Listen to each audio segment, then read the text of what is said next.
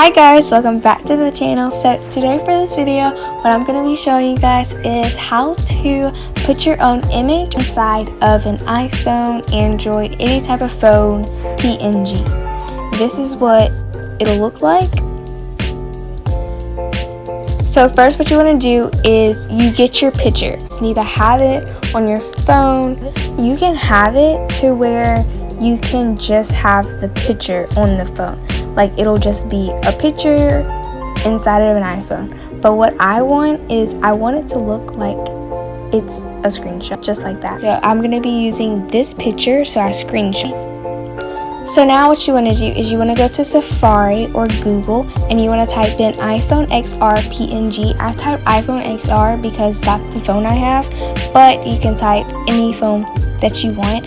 So the iPhone PNG that I'm going to be using is this one right here. I like this one the best because it's plain and simple.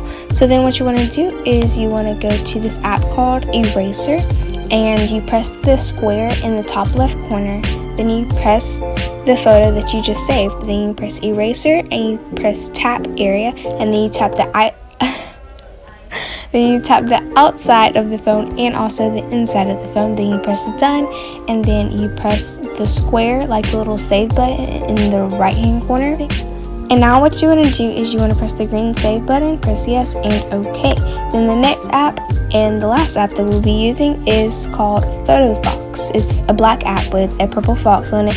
You press the plus button and then you press the photo that you just saved to your camera roll, and then you press the purple plus button and you press image, and then you press the image that you want to be inside of your phone, and you zoom out until it's about the same size as the phone. You tap on the square that has the phone in it and you drag it on top. And now you just fix it to the way you want it.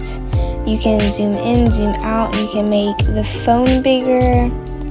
Just play with it until it fits into the phone, just like that.